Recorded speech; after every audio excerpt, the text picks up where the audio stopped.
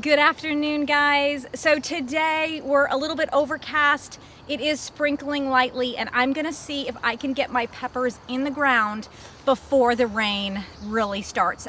They're calling for maybe some thunderstorms here and there, but I've got to get these things in the ground. This year I started all of my plants slightly later than I typically do, and that included my peppers. So I did not up pot these like I typically do, and they are flowering. They just really need to get into the ground. All of these flowers are pretty concerning to me. I'm gonna end up picking all of these off because you don't want your seedlings to be flowering like this. I am gonna show you guys what you wanna put in to the ground when you are planting your peppers for the season so that you guys will get a bumper crop. And also one thing that you definitely do not want to add. Peppers are one of the first crops that I start inside under my grow lights. They have a little bit of time before they'll germinate, so I always make sure to start these guys around mid-February to the third week in February, and I always put them on a heat mat to help them germinate quicker. So these guys were actually started February 21st. And you can see that they are quite big to be in these 2x2 soil blocks and need to be planted. But luckily, because I am doing them in soil blocks, they are not root bound in any way, and so that's not going to harm the plants. So as I am planting these guys, I've already amended this bed with a good 2 inches of compost. And then in each hole, I'm going to use 2 things. First, I'm going to put in some rock phosphate, and then I am going to add in some bone meal. Now, rock phosphate and bone meal are essentially the same thing. So they're a little different in that rock phosphate is a mined mineral and your bone meal is crushed bone, but they both give phosphorus and calcium. So your bone meal is going to be more of a short-term supply, and your rock phosphate is going to be a longer-term supply of that. I find that adding both of these minerals in at planting time has really increased the amount of harvest that I get off my pepper plants, and they're always very, very disease resistant, and I really never have a problem with pests on these things. So I will always stick with using the bone meal and the rock phosphate. Phosphorus is going to help your plants develop a really nice root system so that it can take up all the essential nutrients that it needs in order to produce a big, strong, healthy plant with a good harvest. And calcium is really essential to producing thick, strong walls in your pepper fruits, and it's actually going to prevent your peppers from getting some diseases. So the one thing that you do not want to add to your peppers at planting time is nitrogen. So nitrogen is really good for beautiful green leaves and large healthy plants.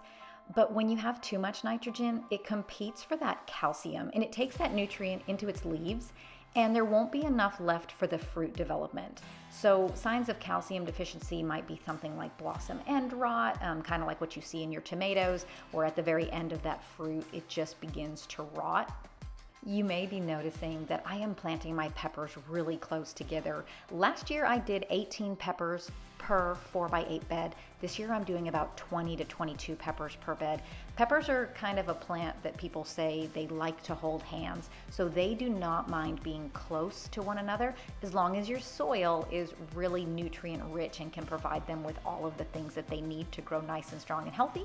And I also find that by growing them really close like this, that I never need to worry about a trellis for these guys. They just kind of support themselves.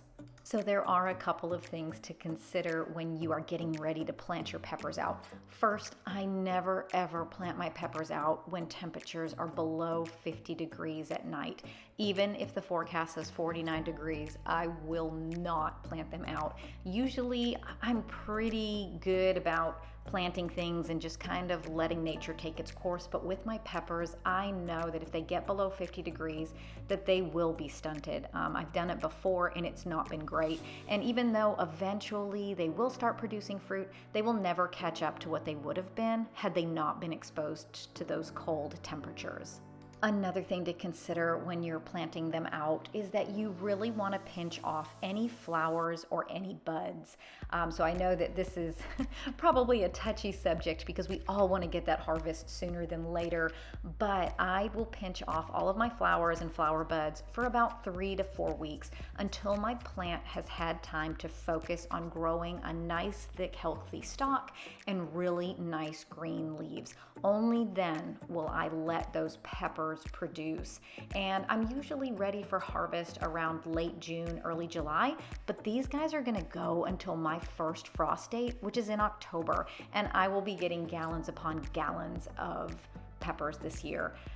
So I had only started about 50 peppers, but my friend ended up giving me another 50 peppers. So I will have 100 peppers this year, and I just know that I'm going to be giving those to a lot of friends and relatives and neighbors and people at church, so we will definitely be able to bless people this year.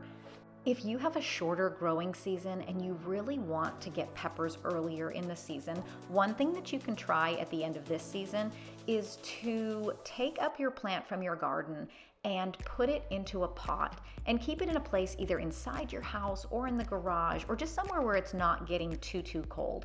Peppers are actually perennials in zones 9 through 11. We are in zone 8A in South Carolina, so they're not perennials here. However, there are such things called pepper trees where they grow as a perennial. They actually get that big, and you will find that you'll get a harvest much earlier than starting your peppers from seed every year. So my plans for my peppers are for cowboy candy and stuffed peppers for my bell peppers. The cowboy candy and salsas will be with the jalapenos.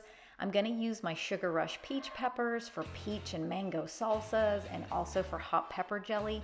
If you guys have never tried a Sugar Rush peach pepper, it's quite amazing. When you bite into that pepper, it is sweet like a peach, and then it's followed by a good amount of heat. I wouldn't say that it's much hotter than a jalapeno, but it is just really good, and it really makes a good complement to those sweet salsas and sweet pepper jellies. The majority of our peppers will end up freezing just by cutting them up and freezing them and then vacuum sealing them. And the nice thing about peppers is that you don't have to blanch them.